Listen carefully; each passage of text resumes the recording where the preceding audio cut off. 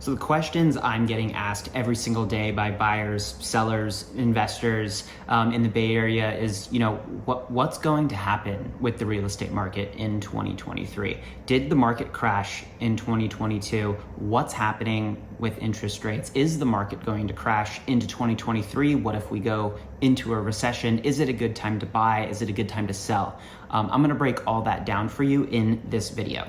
What's up, everyone? My name's Austin Clark. I'm a lawyer turned real estate agent and real estate developer in San Francisco.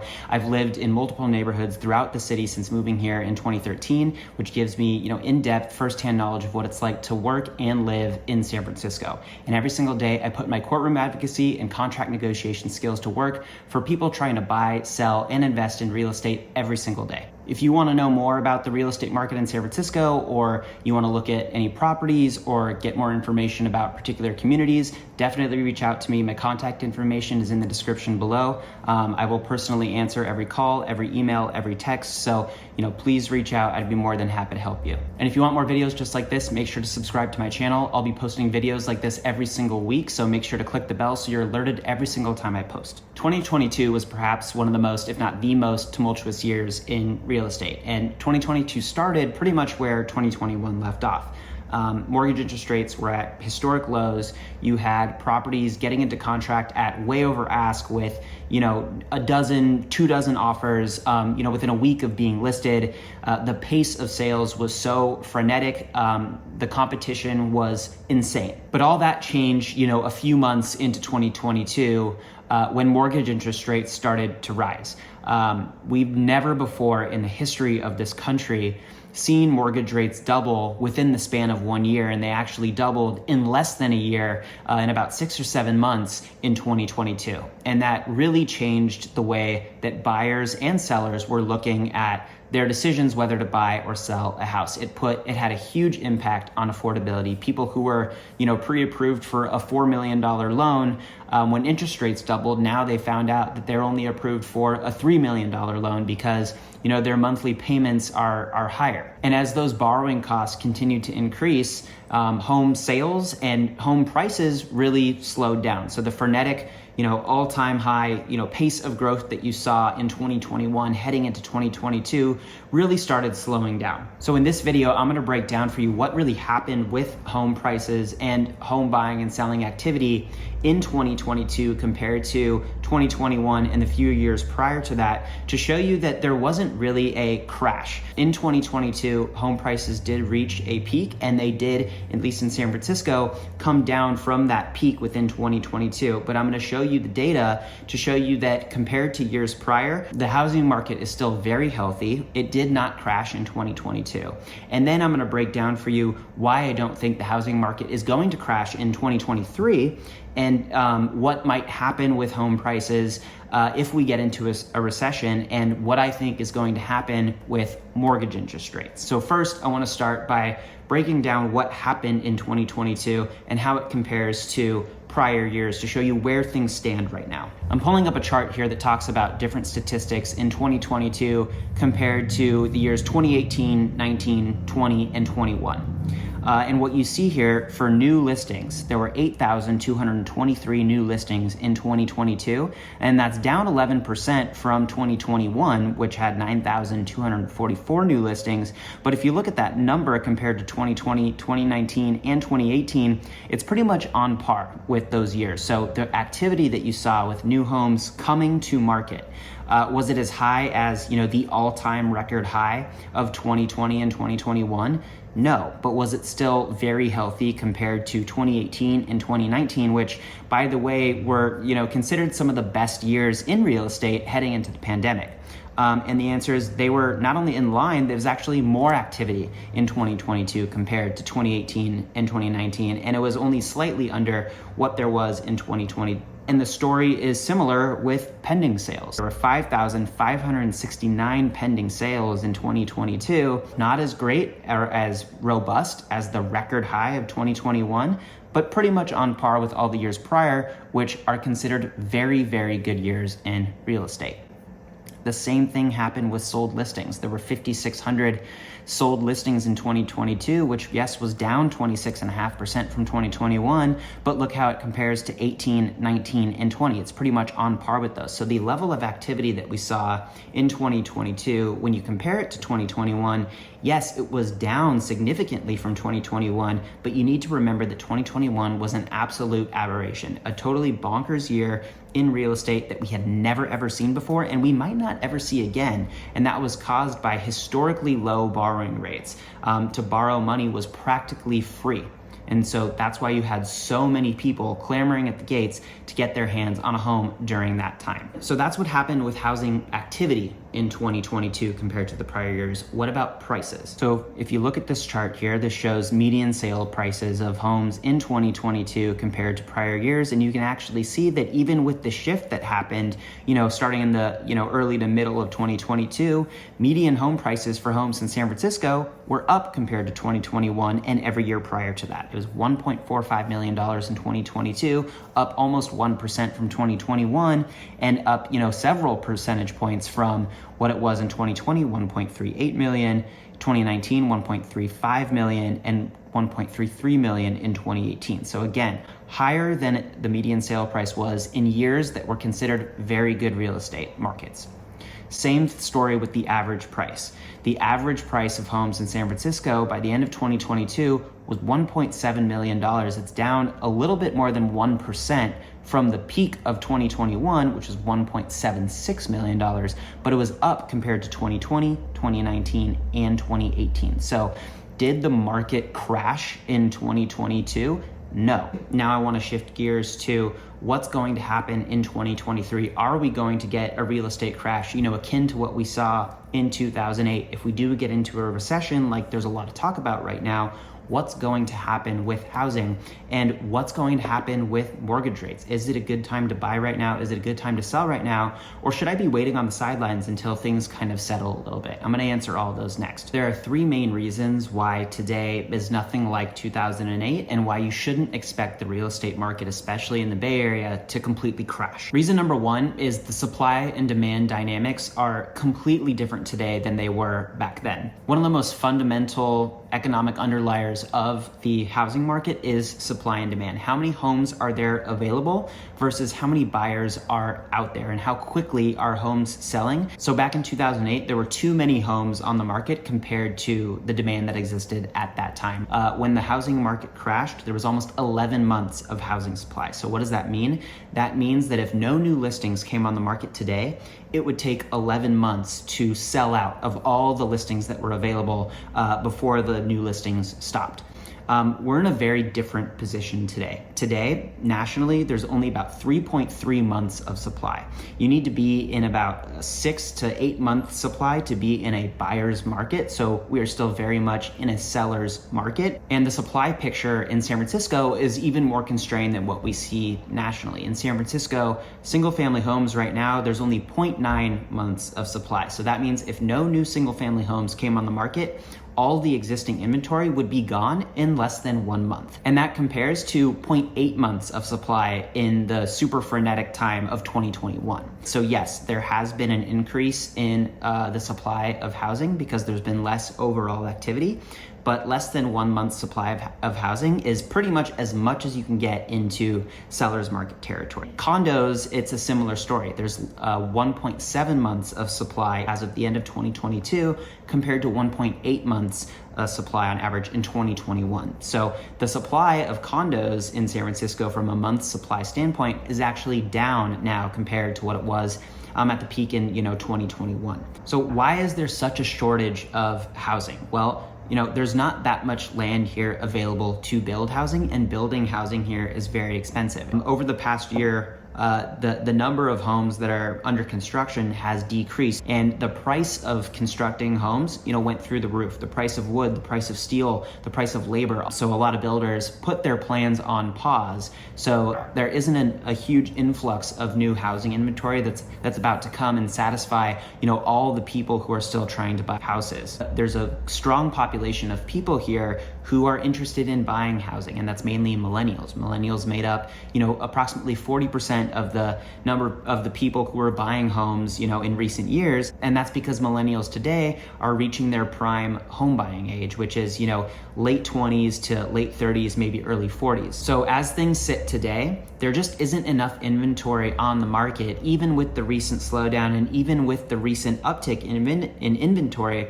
to satisfy the demand that is still very much out there. And I expect demand for housing to increase going forward. So remember, one of the key drivers of the slowdown that we saw in 2022 compared to 2021 was an increase in mortgage rates, which was creating strain on people's affordability. But as interest rates go down, you should expect more people to be able to afford houses and then re-enter the market. They put their decision to buy or sell on pause while the interest rate situation sorted itself out. But interest rates over the past several months are trending down, down over 1.5% from their peak late last year. And it's going to continue to go down, assuming that the trends that we've been seeing with inflation continue as we expect. And that's because mortgage interest rates tend to flow with inflation. And based on the last several readings that we've received from the Federal Reserve about the Consumer Price Index, inflation, the peak of inflation is likely behind us.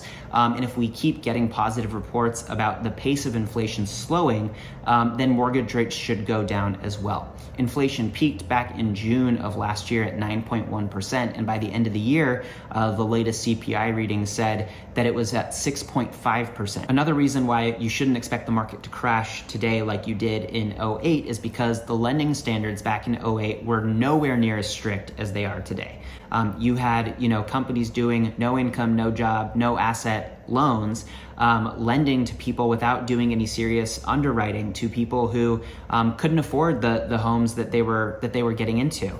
That doesn't happen today. What that means is that people can afford to make their payments and they're not underwater on their loans, and they're not likely to go into foreclosure, if the value of their homes, takes even the slightest dip. And that leads me to my third point, which is that foreclosure activity today is nothing like we saw, in 2008. Foreclosures were up in 2022 compared to 2021, but nowhere near the levels we saw during the financial crisis in 07, 08, 09, when they peaked in 2008 at 2 million foreclosures. Compare that to, the 88,000 consumers that are in foreclosure today. And people have record amounts of equity in their homes compared to 07, 08. So the bottom line here is that you shouldn't be concerned about a housing bubble that is going to crash, because the market dynamics that we see today are completely different from what we're seeing in 2008. Okay, so the market is not going to crash, but what happens if we go into a recession? Well, if you look at what happened historically over the last 6 recessions, you can see that a recession doesn't necessarily mean that there's going to be a reduction in home values. If you look at this graph, you can see that by and large, over the past 6 recessions, home prices more or less were stable or actually increased during the recessions, except for 2008, which was caused directly by issues with the housing market itself. So prices aren't necessarily going to crash. They're not necessarily going to go down significantly, year over year, even if there's a recession. So what does that mean in terms of, is it a good time to buy? Is it a good time to sell? So if you're a potential buyer, over the next several years, you can afford to buy now, but you're not sure whether now is a great time. What you really need to be thinking about is what type of market you want to be buying in. Because things have slowed down compared to, their peak in 2021 and early 2022, by and large, there's less competition on any given home.